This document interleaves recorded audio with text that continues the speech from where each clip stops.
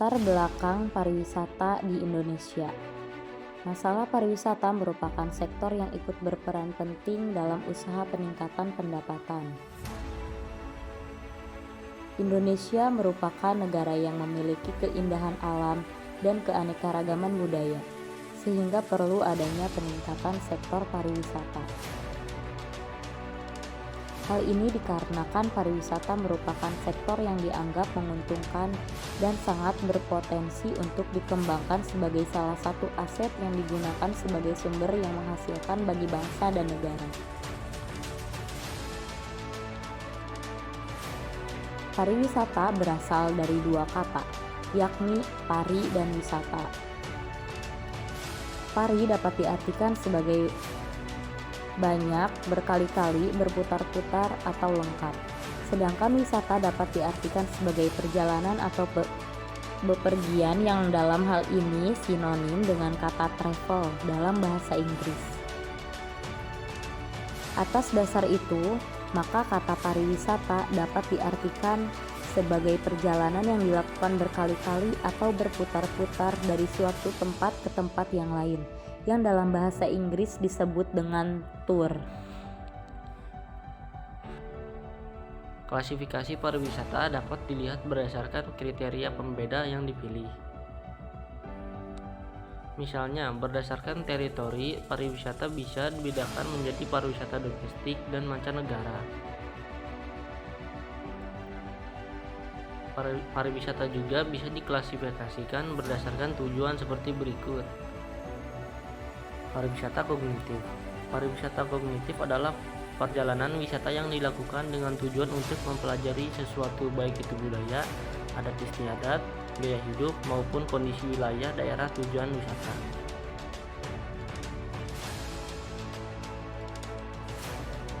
Pariwisata pilgrim. Wisata pilgrim berkaitan erat dengan kegiatan keagamaan. Di Indonesia, kita mengenal istilah wisata ziarah. Pariwisata bisnis. Pariwisata bisnis merupakan perjalanan wisata yang dilakukan sekaligus bersamaan dengan kegiatan-kegiatan bisnis. Pariwisata merupakan sektor ekonomi penting di Indonesia. Sejuta keindahan alam, kultur dan warisan leluhur Indonesia yang orisinil adalah nilai lebih yang perlu terus kita gaungkan.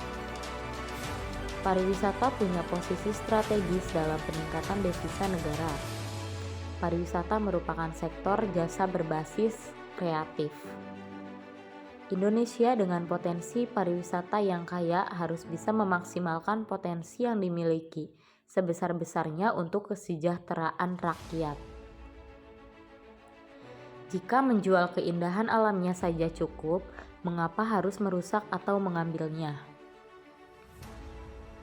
Semua orang menyadari akan potensi pariwisata Indonesia yang kaya dan beragam. Potensi area wisata tidak disebut destinasi atau tidak ada 3A, yaitu atraktif, amenities atau fasilitas, dan aksesibilitas. 10 destinasi wisata prioritas di Indonesia.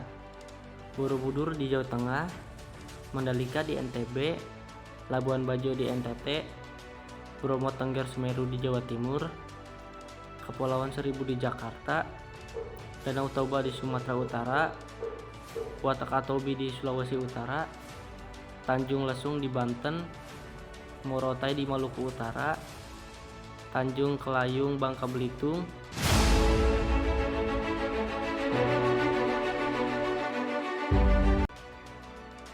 Labuan Bajo berada di Kecamatan Komodo, Kabupaten Manggarai Barat, Provinsi Nusa Tenggara Timur. Potensi Labuan Bajo. Labuan Bajo merupakan salah satu destinasi wisata potensial yang ditetapkan oleh pemerintah sebagai destinasi yang dijuluki Bali Baru. Kawasan ini mempunyai keindahan dengan barisan bukit yang berada di sepanjang garis pantai. Panorama indah hamparan pasir berwarna merah muda di pantai Pink dan pesona Pulau Komodo yang menjadi salah satu keajaiban dunia. Dikarenakan ekosistem yang masih alami dan keberadaan satwa komodo membuat daerah ini mempunyai keunikan tersendiri. Tetapi, keindahan alamnya saja belum cukup untuk menarik banyak wisatawan baik domestik maupun internasional. Perlu disupport dengan infrastruktur yang memadai, semisal akses transportasi, mulai dari darat, laut, udara, hingga penyeberangan. Selain itu, masyarakat sekitar juga harus diberdayakan untuk memaksimalkan potensi yang ada, mulai dari perhotelan, kuliner, sampai ekonomi kreatif. Pengembangan tersebut dimulai dari usaha kecil, mikro, dan menengah (UMKM), misal kerajinan tangan untuk oleh-oleh. Pembangunan pariwisata bisa memberikan manfaat bagi kehidupan masyarakat Labuan Bajo dengan cara menciptakan lapangan pekerjaan dan juga bisa meningkatkan ekonomi masyarakat Labuan Bajo.